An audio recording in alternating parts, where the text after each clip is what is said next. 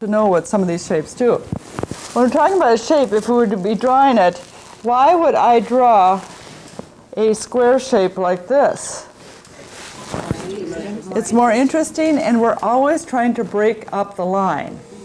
And so some of you yesterday out there were having a hard time because you were getting maybe the edge of the window right parallel with the side of the paper. So you're creating two parallel lines, whereas if you would have a branch or something coming into that shape, then it works, you see. The moment you break up the line, it works.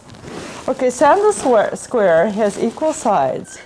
Therefore, he's not much of a swinger, and he's safe just about anywhere you put him because he doesn't move. Except when you put him on the edge, I usually like to break out of it. You see, you get the square shape. I usually like to try to go off the edge, you know, with the shape. But there's one place that you usually try to avoid putting Sam the square. What would that be? In the middle. In the middle, because he doesn't move. Okay, then he has a brother, and this is Rex the rectangle. Okay, now Rex the rectangle is a little more of a swinger than his brother Sam, in that a rectangular shape moves in the direction in which you use it. In other words, it moves if it's used this way, it moves linear. If it's up and down, it moves this way. Therefore, a rectangular shape, you need to give it room to move. And so often people will paint a movement this way. With the florals, you've got a lot of movement up and down. You need the horizontal movement. With the people at the restaurant, you've got the up and down tree, and then you've got the people strewn all the way across the paper. Now, when we talk about the T-shape, we aren't always talking about this, are we? And I'm talking about lowercase t instead of uppercase t. Okay? But often this becomes, what kind of a shape is this?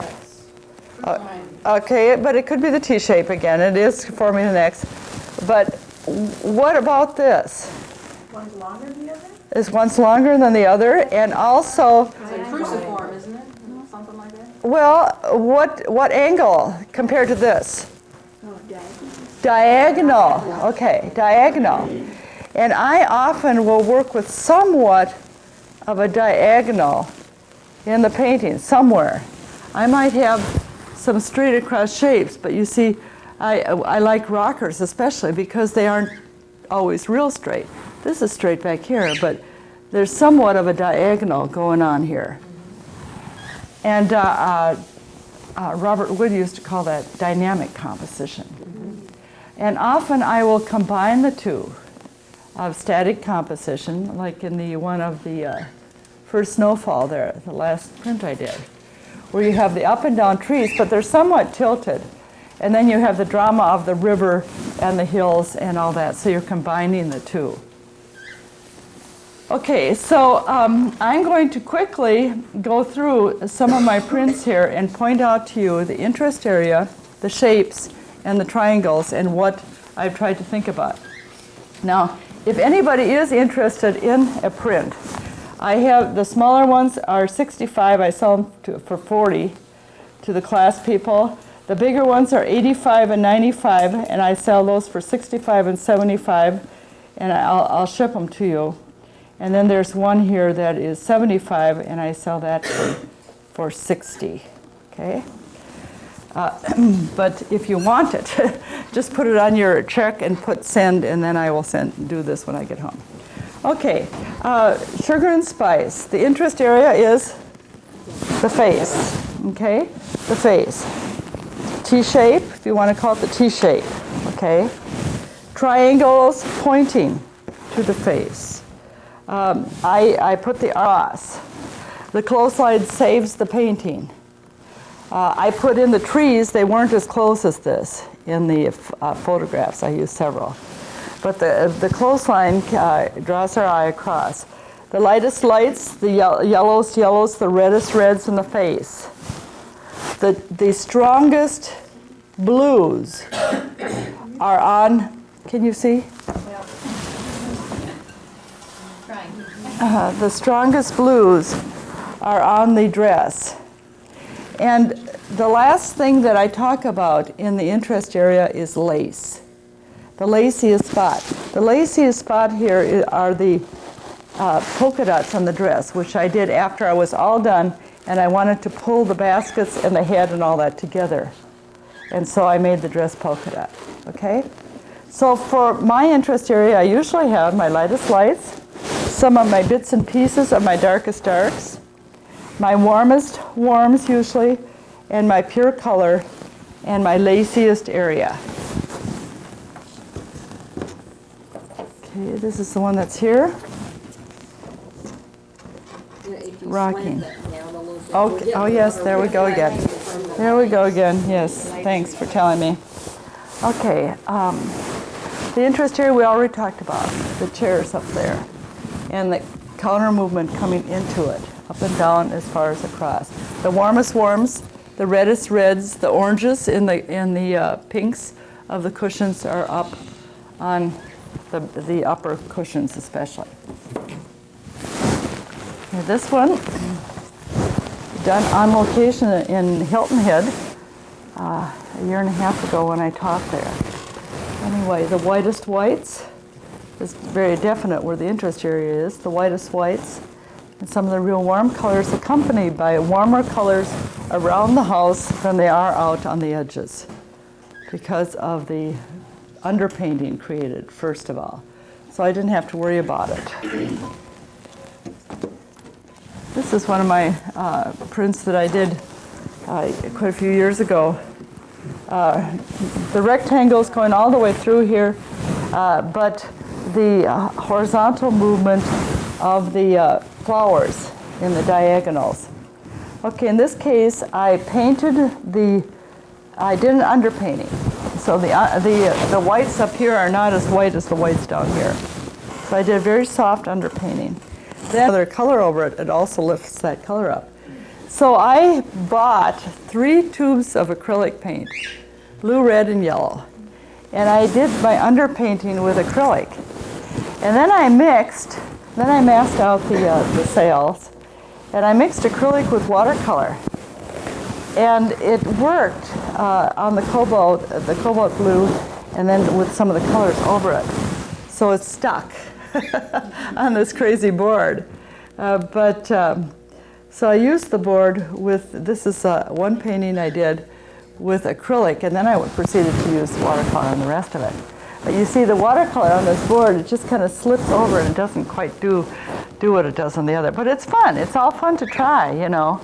And don't get discouraged if it doesn't work first time over. You can always come back. I always say sleep on it and then come back the next day. Okay, this is put out last year also, maybe a year and a half ago, a retreat. Again, I mentioned earlier that I masked out the flowers first, and then I did a slight wash, and then I masked out the cushions and the chairs after I painted it, and then put another wash on, and then masked out the flowers, and then lastly masked out the sky behind the trees. But if you look carefully, you can see that this wash continues from here to here to here to here to here to here, all the way through, you see.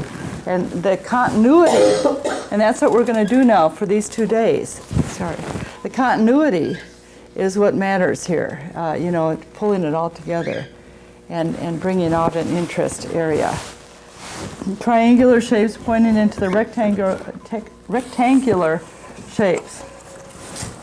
Okay, lace, what becomes the interest area here? Silver. The silver teapot. There's several reasons. What are some of the reasons? It's reflective. It has the whitest white, and it also has some warms, and the darkest darks. The shape also helps, doesn't it? What about the objects around the teapot? What about the violet leaves? And they're ovals and triangles, aren't they? The leaves are kind of pointing into it. Now, these are my cups, and I had the cups there, and I had the 2 handles lined up like you have them in the china cabinet, but it didn't look very good. And then I moved the cup so the handle points toward the teapot. Here again is the use of a triangular shape toward an object to pull it out. So I might spend half a day drinking umpteen cups of coffee and trying to arrange something that I want to paint. Now this print I released here at Christmas time, and it went crazy. I've sold over 100 of these since Christmas, and maybe 200 of I've got small copies that are 9 by 12. But anyway, this one, first of all, this is going to be carried by Courage Cards up in the upper Midwest this next year also. But I was commissioned by Hart Press, which is one of the biggest presses in the United States, 30 miles south of us in Long Prairie, to do their Christmas card. And we had just built our log cabin, or rebuilt it. It was built by my husband's great-great aunt and uncle and his great-great-grandfather. And it was still standing up in the woods not too far from us. So we had it taken down. It's a long story. We didn't have it taken down, but we got the cabin. And I have to tell you about it. Anyway, when we first moved to Staples, Stan, my husband, said, we should really tear down that cabin and reconstruct it somewhere. And I says, oh, what would we do with that? You know, we didn't have any place, we didn't have any property except for where our house was sitting in town. And so he kind of forgot about it, so did I. And then, in the meantime, now 10 years has elapsed, this cabin disappears. And we just didn't think anything of it either. Except one day I was coming from Minneapolis, I'd just been teaching down there, and I was coming by this antique shop in Motley, 8 miles away, and there was this pile of hand-hewn logs along the side of the road. I stopped the car, and I said, where'd you get those logs? And he says, well, we tore down those logs north of the Thomastown Church a few years ago, and the couple that bought them got a divorce and brought them back. And I said, well, how much do you want? And he says, $900. And I says, I had 600 with me. I said, I'll give you 6. And he said, oh, okay. And so anyway, they delivered it Christmas Eve to our house. And so that day they come rumbling up with this truck, and I didn't tell Stan anything about it. And he goes on, he looks at what's in this truck. And he says, oh, Rosie, you didn't. And I said, yes, I did. Anyway, and so we stored this. We stored it until we bought our present property about 8 years ago. And then we constructed it 3 years ago, 2.5 years ago. Anyway, that's the start of the cabin. I've always wanted to paint it. The pond is a little further away. This hill I added to it. This is behind it, but I photographed in the different spots, used all these different photographs and created my own composition. I call it the First Snowfall. What happened to the original? Okay. I'm going to take the biggest, I'll hold this up in just a moment. Take the biggest shapes in the foreground. Okay. I'm going to do something like this, but I'm going to exaggerate on, I'm not going to exaggerate on this, I'm going to have it about this size, and I'm going to have just a little bit of the window showing up here, and then just let it go off, but I'm really going to bring out the railing in the porch here. And I'm not going to worry about what I don't see. This is the underside of the porch. But for now, this is basically what I'm going to do. And people, again, you're welcome to do what the rest of us are doing, or you can do your own thing. So I'm sure that some of you have your own thing with you. But I always bring a few extras. Now, if you wanted to do the house, this little house would be great too. To put this behind the, I would chop off a little of the top and put this behind the flowers. Okay? So this is a little simpler, the house is. Not really though, I don't know, what's simple? House is the house. Yeah, but this is a little bit like the last picture I showed you, next to the last picture I showed you last night, the gate. It has that same feeling because it's got the vine up here and come all the way up into here. The other one's through here. And the porch here will be just a tiny bit lighter, perhaps, than our sky. We're going to leave out the dormant tree there. Because if the hollyhocks are blooming, there's got to be, unless it's dead, there's got to be home. If I haven't been working for a few days, I will go take this under the faucet and let the water just run on it and clean it up. But it's real important that I have a totally clean palette. I know some of your palettes are just horrible. and you'll never get nice color unless you have a clean palette.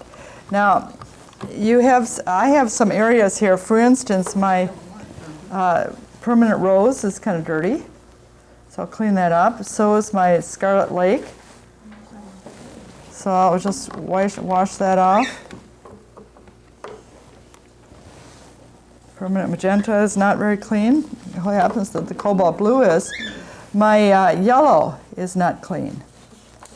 And I want to clean that up. Neither is the Aureolin.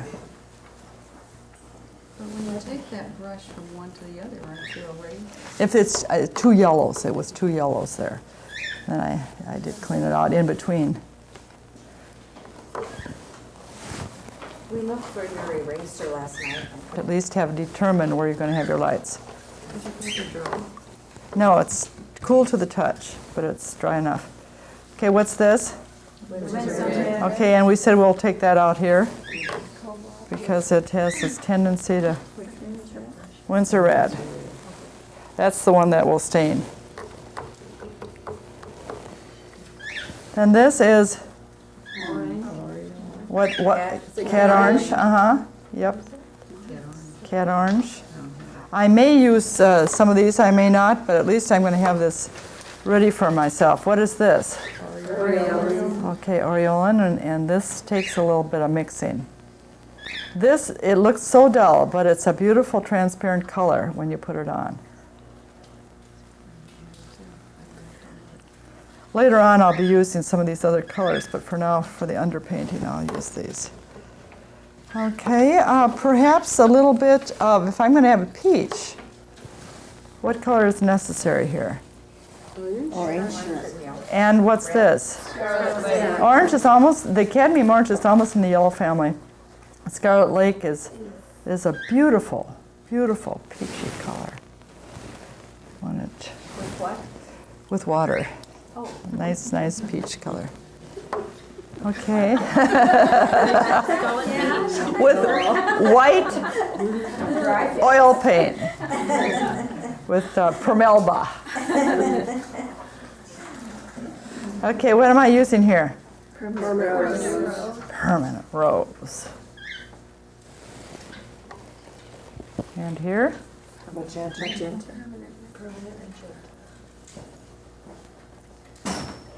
Like I say, my paint is fairly fluid. I mean, that little area has produced. That area has produced some good stuff up there. John Hassler is going to quit writing, he says. No, I saw the article. He has Parkinson's, yeah. I don't know if it affects his Laverne writing. and John have both had their books made into TV. Oh, yes. Not only that, regular Hollywood movies. Yeah. Laurel's had a number of them made into that. Did Donna paint your shirt? Yes, Donna painted my shirt, and I wore it today to advertise Donna.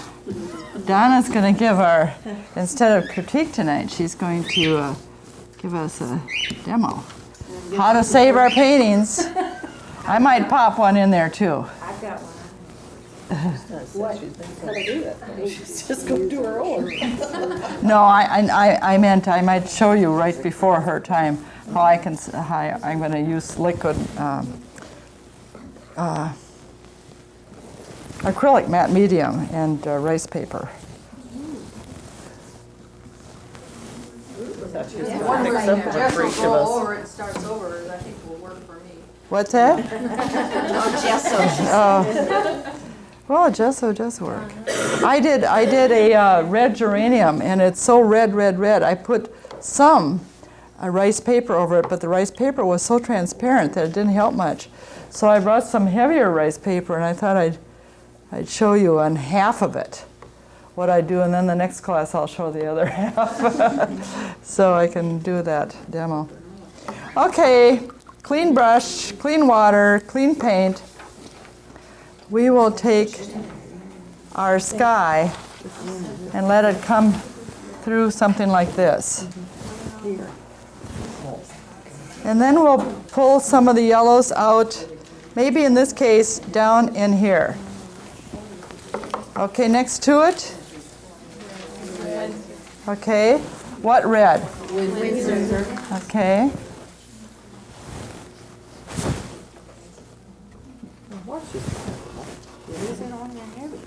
No, it's very light. Viola gets excited. Yeah, Viola likes it, and she wants to use it. I like it when it's going on, and then I don't like it anymore. You don't like it at the end then, huh?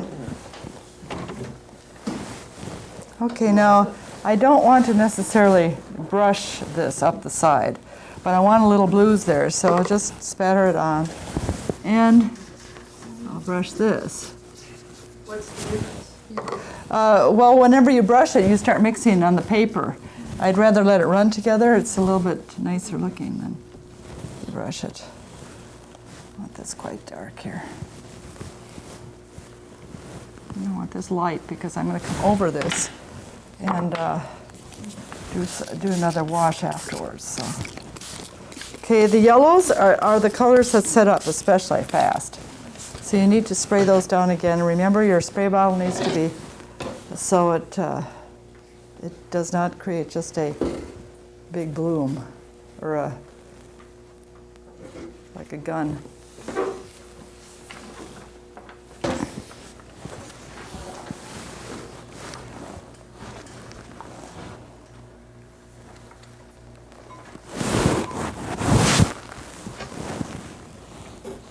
I've saved the lower part here is going to be the whitest white on that balcony. And I'm going to let it run until it comes all the way to the edge here, especially in the corner. Will your porch have a vine on it when you're finished? Yes. Aren't you glad? Yeah, that helps some of that structure. It sure does. I'm going to try to have a vine sort of like on the gate last night. Was this, whoops. So put these spatters here, come up these big hollyhocks. And why am I using the colors here? These colors? Because you're going to need a house stack cover. Okay, warm and because they bring you for exactly. Okay. Now this is just plain what? winter. Okay, Scarlet Lake. Now we're creating hollyhocks. I thought you said it was peach. The first one was the one of the peach. You mixed it. Okay, now I could even come back and just do a little bit more of the stronger yellow to keep the peachy look here. No, was your yellow Windsor or the? I use the Windsor there. Okay, then into the, what's this? Permanent rose, and I'll let just a few hollyhocks come down here. And these are going to be small. If they're too big, I can always mask them out.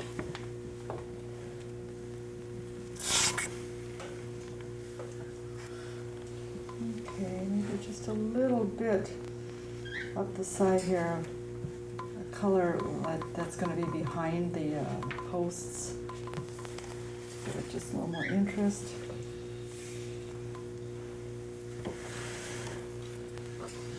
Okay. Some deeper. What's this? Cobalt. Cobalt. And I think I'll make this into a violet. back there. Down here, we'll use our what? Antwerp. Okay. Antwerp. To the permanent rose.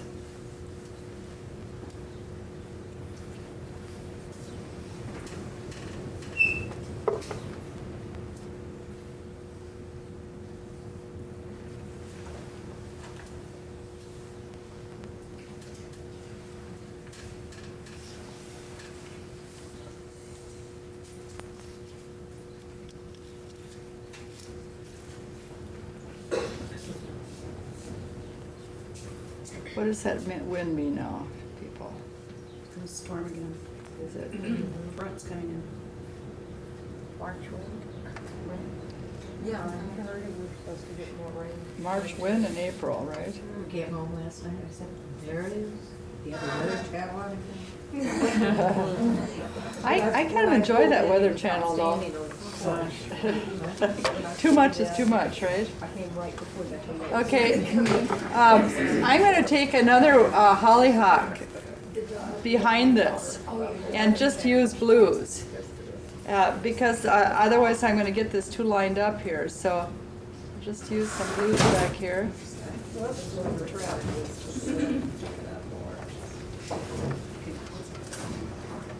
What are you using there? Antwerp blue.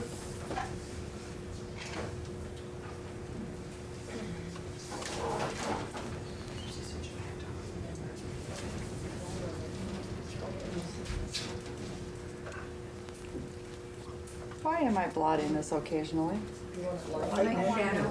Because what do you think we're going to do now that we've been... You're gonna mask it all out? Goody, goody, yes. Gonna mask it all out. Another 10 weeks, we might learn it. Yeah. Oh, I think you're doing remarkably well. Carrie, thank you for a wonderful meal again. How about a hand for Carrie?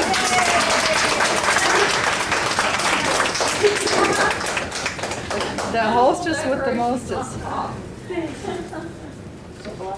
And how our children amaze us. Yes. Yes, right. We always think You want of her to it. leave the cake out? Some of those of you who didn't eat, maybe you just like a piece of cake or something. And I think she's planning, are you planning to leave the celery and carrots out? Then why don't you? And then you can put some in a cup if you'd like and take to your seat. I think that'd be fun. Okay, that's going to be masked out. Oh. I guess after the last meal, we'll put it up there. Put it right up there by the vise. Okay. But you're in the We need money for the vise. Vice. And you see some of these flowers are just, you just see a trumpet shape from the side, so you hardly have to think of any realism at all.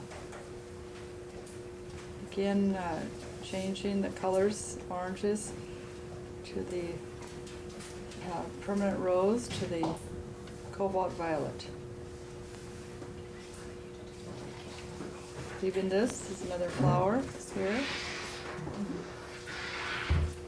We're picking up a little bit of the stem in between. Maybe a few of the buds. Once in a while you can pick up a few buds or whatever they are, spent buds maybe, further down.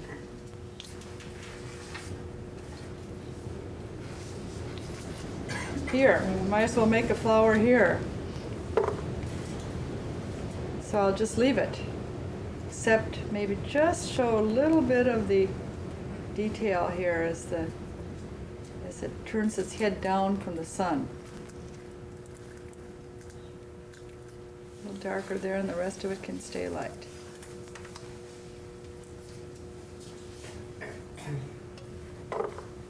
One of the best things I've learned is how you put your pictures together.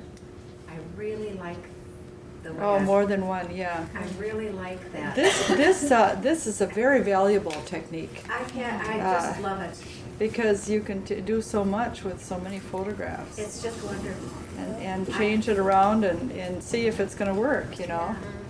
I think I'm gonna enjoy painting even more with, Good. doing that. Mhm. I really like it. Is there a rule about how to decide what color flower shadows should be? Well, I'm going to have these more or less, it's quite flat light here for one thing, but I'm going to have these, this is all going to be in the shade, this side of the house. And so after I masked out all these flower shapes and all that, then I'm going to take a whole cobalt blue glaze over this side of the house. And then I'll do just the cobalt and the salmon color directly on this, and I'll call you together. I have several steps in mind, and it might be just easier to tell you as I go along. I don't know. Are you all with me? Or is I don't want to get too Did you difficult. shade with its complement, like a kind of a peach color there? Did you put a lavender on there for a Oh, shadow? okay, that's what you're asking, Yes, that's- okay. Just a moment, I'll show you. Here, used. Okay, now this is going to be, again, a nice leaf here coming out, and I probably will end it here. Probably I will end it here, so this will just be vignetted off, more or less. Maybe I might make this coming up here into a bud. Looks like it'd be a nice one there. And so I'm not going to do much here other than maybe show bits and pieces of the stem. Like this is a bud coming up from the bottom. See, who said we can't go from the bottom, you know? A lot of people think we have to chop it off there. So anyway, so I'll turn this toward you and try to tell you what I did, why I did it.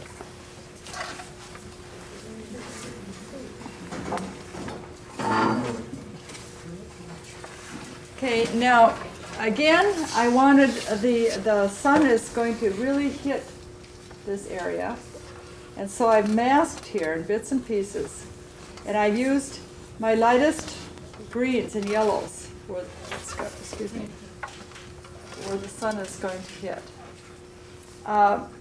Then I have used in my underpainting, I thought more about that than I am now.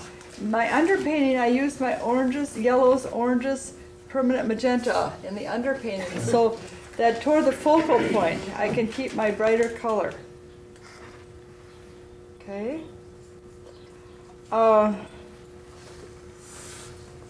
So the shadows will come in the house behind the hollyhocks. But remember, if the sun is hitting the hollyhocks, they're translucent because they're real thin. And even though they might be in the shadow sometimes, the sun comes through them. So they are much lighter compared to what's behind it. And so we'll build the background with our blues. And so we'll have 2 layers of mask on this today.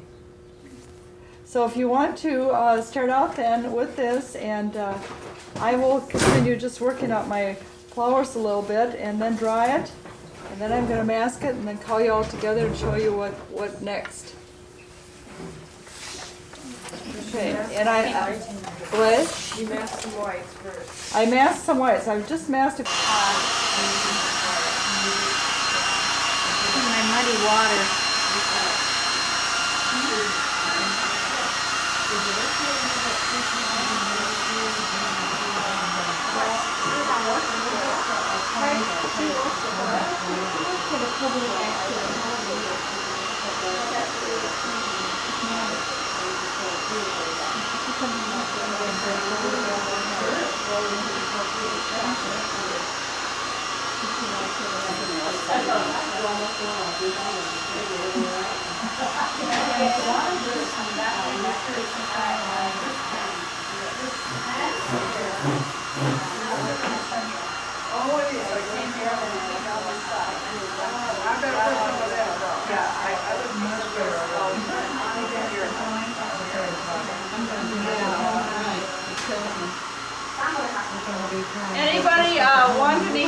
easier now. Yeah.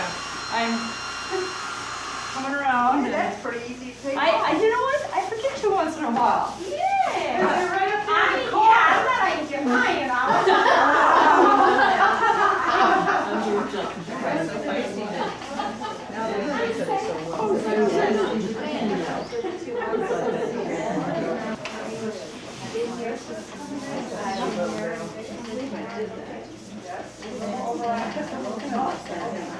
About an aisle when it does it, right? Yeah.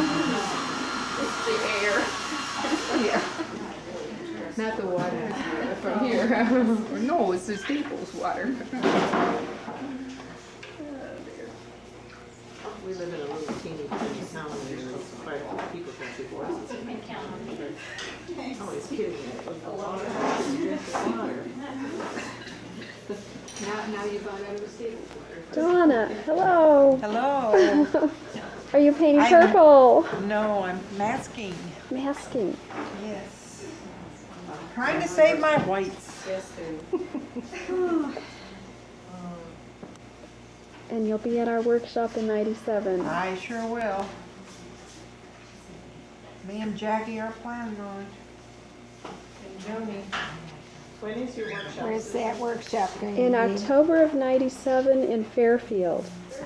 You mean Rose is coming? Yes. Oh, where is We won't have to try. Where's Fairfield? Fairfield is, I'll have my thing all over. No, I won't. I'll be right in the middle of it. I think she likes to make me nervous. Oh, sure, those things, there's always something around once in a while. Can't I just come up there and be myself? That's a mistake. And what'd she say about that? That would be wonderful. That's right. We're doing renovating our house and it's lots of fun.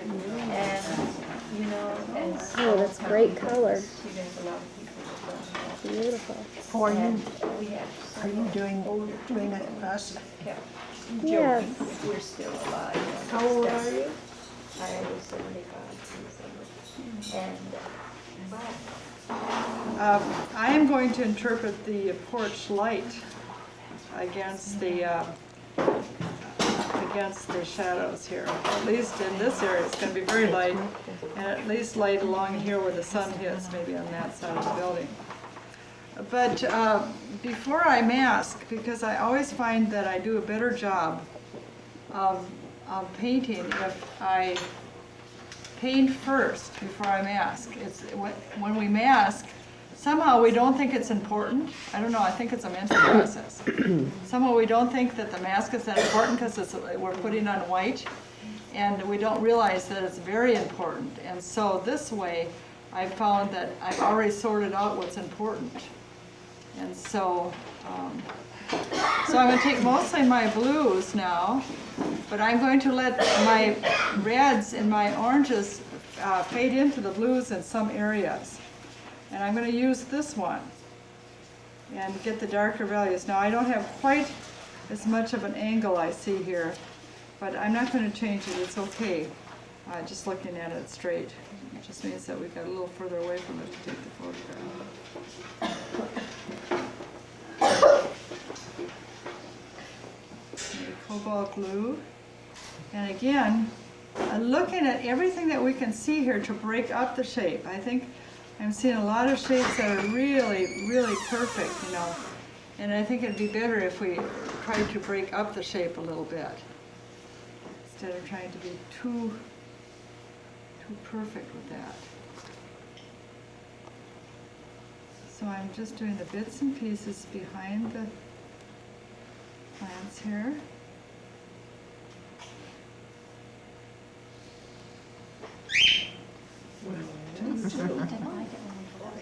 Am I too close? territory. Yeah, that's your brother out there. Feel like he's being invaded. Get away. Could be. Where blue did you? No, I didn't know though. Oh, so this is not the under. painting Is that we did Scarlet yesterday. Lake? And this is totally different than yesterday. This is my Scarlet Lake mostly, and a little bit of orange mixed with it. Just get a nice glow there. And maybe I can work a little bit with the orange instead of the blue. So the blues are your shadow areas though, the darker areas? I'm doing just what I'm seeing on here, Okay, just the dark values, and I'm using this one. okay. But I'm trying not to just have lines unless it's a designed area like this is. It's kind of an incised line here.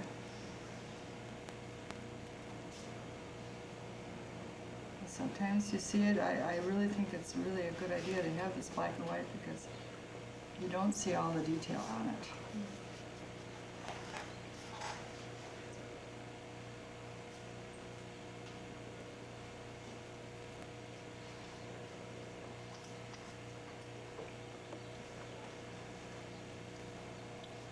Just moving between my blues and my oranges here, and whatever I can see here that breaks up the line. There's a lot of different shapes here that will break up the line.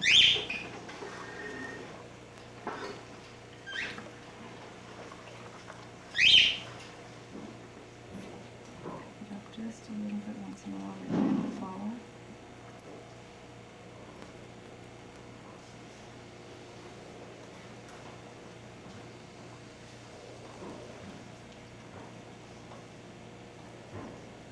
You see, on this black and white, you can see it shows a little bit, then it just breaks it up, and sometimes that's the best way to go. It's just look at the broken up values. Now, I don't know, there's some broken up shapes here too, I'm not sure what it is, but I am going to do it.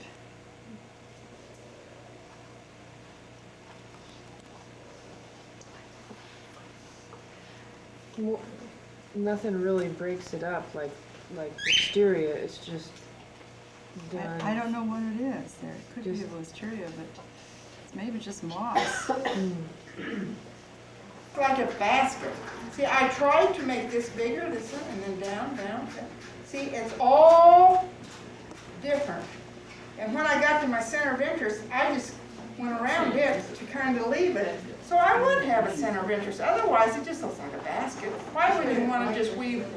I've seen them weave two pictures together, and it just looks like a basket. It doesn't have any, it's just nothing. This isn't my good one. I've had better ones than this.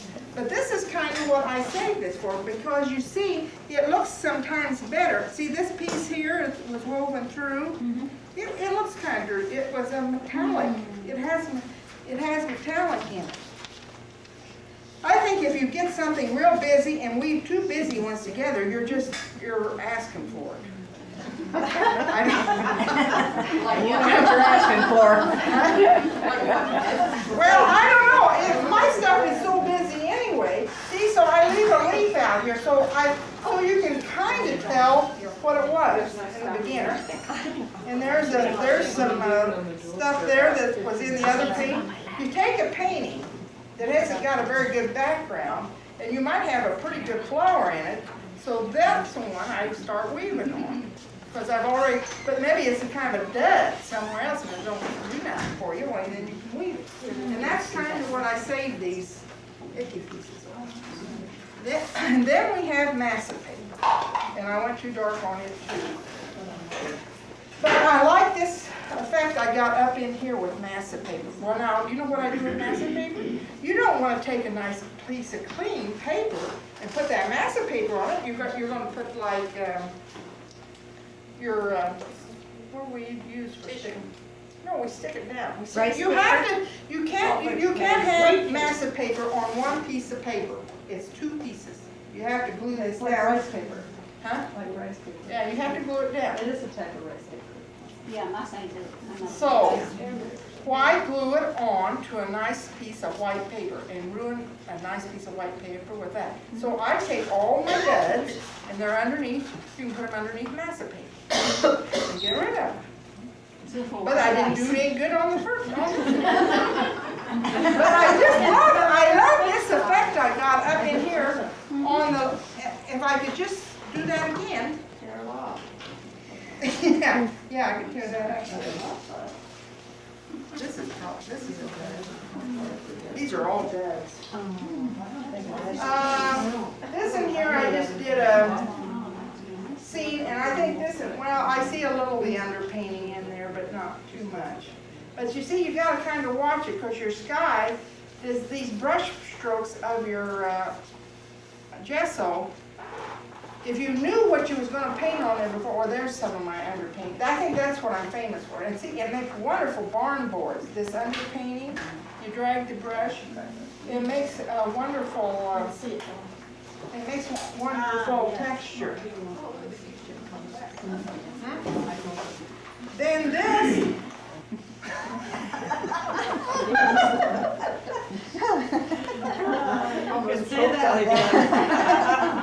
Well, I marvel at how you can paint all the. I do that a lot. I know you put that damn. You put that.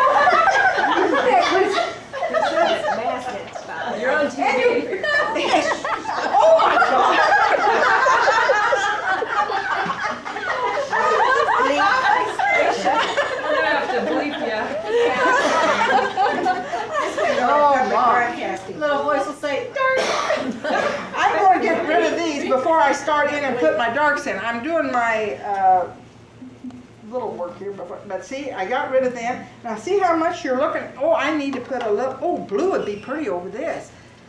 It would make it. Right on down. Huh? Go right on down. Yeah, I'll go right on down. You notice how delicate she put that paint on, just a tiny bit. Yeah, I'm not. Now I painted this and it wasn't heavy. Now how did I do that? I don't know. I think it was a demo. I think the phone rang. When I do a demo, sometimes I don't have time to put dark paint on and then it's past that. It's not so dark. I think when you painted an oil slug, Tyler, watercolorist, and you go back to watercolor, it goes real dark. Yeah. Every time.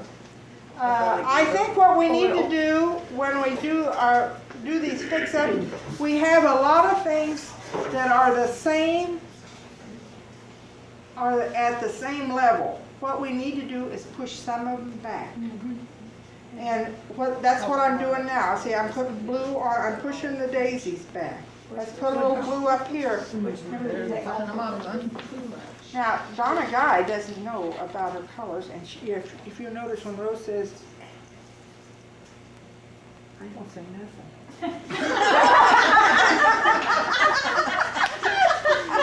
It's yellow or pink.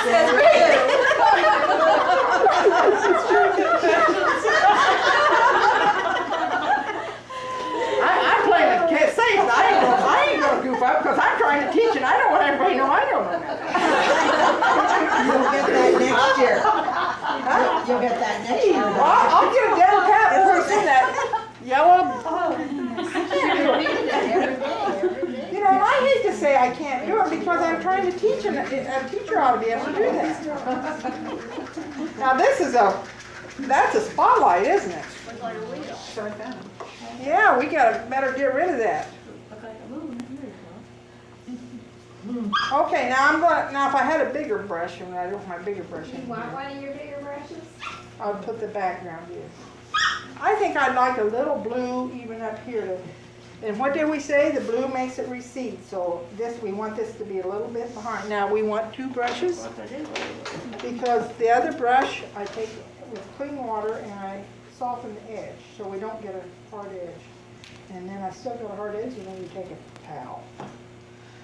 Okay, I would like a little blue down here. Gee, I'm getting serious on this. I don't like that. I don't want to be serious. As I say, I want to have fun. You got that big brush yet? Nobody? Where are your brushes? Oh, well, Corner table, way in the corner. I'm gonna My favorite color is Alizarin crimson and Prussian blue because, and you asked me one time how it's coming, it's because I get a dark real fast. True. And yours are very light and airy, and that's your style, and we'd know you're painting anywhere. But my paintings are all dark. Most of them. Oh gosh, I love purple. It just sends me every time I get into it. Did you know she has a purple van? Yeah, I got a purple one. But now what I'm going to do, and then I might just put some right over that. You're going to see through this, even though it is in the, you think you're going to cover it up. You're not going to cover it up. Donna has some of this, your China painting, you do some of the same things in your China painting, correct? Uh-huh. I think it's influenced her a lot. Yeah, you in can her see a lot watercolor. of the, I see a lot of it. but what I like about her China painting is that she isn't a conformist. You see different things, you know. Everything's different. I never Yeah, I see like it. to try. Now see when I go She into, does China painting, a watercolor method.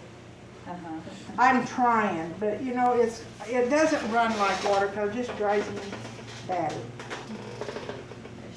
Now I don't want to halo this with purple. So I've got to be thinking about other colors as I go out here. Here's your big brush. Oh, that's somebody else's. That's yours. mine. That's Jackie's. Oh, that is not mine. Here's Jack. But I want you to know I had one big brush. But Jackie, I hate to complain, but this is a bad brush. It is. Look at it. It just it's not good. It's good for grass. No. No, it is. I put gesso on with this brush, but that's all. And that was my favorite brush. Sorry, I don't like it. Okay. I like it. Now I'm going off to blue. You could, and then you could do like rose. You know, summer rose always sneaks up on you, and you start doing. Uh-oh, I got my clean water. Now I got that. I have it. I'm putting the very darkest right next to The very lightest. where I want you to look. But I don't really want you to look there, so let's bleed it in. See, I thought, no, that ain't where I want to look. I want to look here. So then I thought, well, soften that edge then, if you don't want to look there. This edge is already soft, but you can make it sharp by going around it. You can make it sharp. You just got to decide where you want to look. Now I dropped paint. This is too tedious. See, this is what I can't do this. I want everything to go super fast. Now, we got purple here, and we put some there, and we're getting hard edges. That's bad. Get them hard edges out of there. I don't want any hard edges. I want the background to be all soft. Let's put some splashes in. But that's just the way I do it. I'm going, I made them little things. We're making them little things again. Is that some, what do we call them? F&Ms. I don't know. Oh.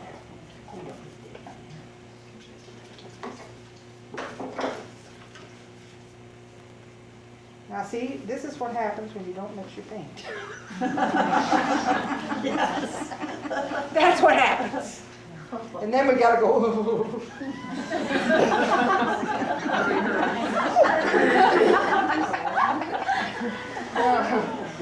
Yeah, if they ever want a comedian watercolor. Oh, I think that'd be great. You're doing great, don't stop. Yeah, somebody would have a hard time using blue. In here just going like that. You don't have to do that. Just lay back and let it fly. Wear your old clothes tomorrow. I didn't really mean it. I put some of that green in. But you see, I make it. When I do this, I put this awful green on here, but when I'm thinking about it, I think, oh yeah, I gotta put that somewhere else. I can't have that just around here like a, so I'm gonna put it, I'm gonna splash some of it. And let's see, I got that and really splashed up, don't I? I ain't doing real well, but I'm having fun. Sometimes, I had a teacher one time. like this is green. Now, if you put a green wash over that, it would probably look pretty good, I think. Sometimes, like, if we got that color and we want to keep it nice and clean, now I want to go in darker there. That got all wishy. It ain't dark enough to suit me. Aren't you sick of hearing me run off in there? Well, We haven't walked out yet. Well, no. The main thing is to keep I don't like to see a lot of detail in the background if you want them to look here. Now I've run out of fun stuff. Now there's a pink leaf. That's kind of neat, huh? She put magenta. You know, I don't use magenta. And that little cloud. Huh? But you use alizarin crimson, so Oh, is that the reason I Yeah, don't same. use it? family in a way. It's a little lighter, you see. And I Oh, paint yeah, lighter see, than you. this is alizarin crimson, and then you use magenta, and it's purple. It's more purple. Yeah, oh, maybe I like it. Woo! Been there all the time. there's mauve too. See, when you got a picture you don't It's redder yet, though. like, or you think it needs some, and you're not gonna frame it. Does somebody want to get my board off of there?